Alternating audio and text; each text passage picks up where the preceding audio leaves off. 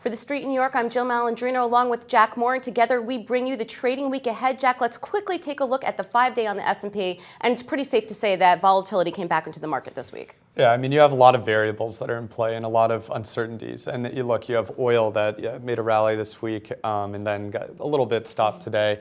Yeah, you have all these different economies, all these different countries that are pursuing their own forms of easing. And that's kind of skewing the market. I mean, you're seeing in China just historic highs, a doubling of the market in the last year, despite decelerating growth. And I think the market's trying to digest in the U.S. I mean, we're done with our easing, right? We've had that easy pass for a while, and I think we're trying to understand what is going to get us to move forward. When are rates going to rise? I mean, just the same questions that we've been asking, but when you don't have earnings in the middle, when you have not as much solid economic data in a week, I think there's a lot of different bets being placed, and there's a lot of volatility. Everyone's on different sides. Right. All right, let's take a look at the trading week ahead, and as you can see, it's going to be a little bit packed. Earnings season grinds on. Financials wrap up earnings with Morgan Stanley.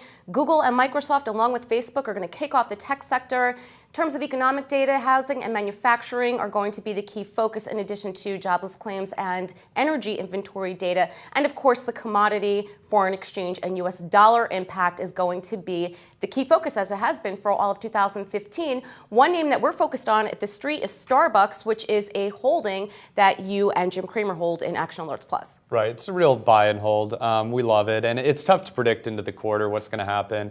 I don't think it's going to disappoint. It usually is pretty generous with how with its quarter and conservative with its guidance. But long term, we love the story. I mean, they're committing, and I think this is conservative, to doubling their profitability over 5 years. That's incredible, and that's 15 to 20% earnings growth CAGR that you see for at least 5 years. And so, I mean, it deserves an incredible premium in retail, and we really like it. Well, I mean, the one-year chart looks great too. It's above its 50 and 200-day moving averages, and the options market's only pricing in about a little over a 2% move. That's historically low, so I think you're well positioned for that. Let's take a look at the 5-day on crude, because this really has been a key trade here. Traders that I speak with, it's all about the fluctuation of the U.S. dollar, because the fundamentals have not changed, and they think we're going to be range-bound here between this $52 and $58 level, possibly not breaking over 60. So I think with the exception of the dollar, that's really what the trade has been around, not necessarily fundamentals. And to wrap up with gold, that's another one that's trading around that key $1,200 level, 40 to 50 bucks either way. And Jack, like you were saying before, it depends on what's happening with the U.S. dollar,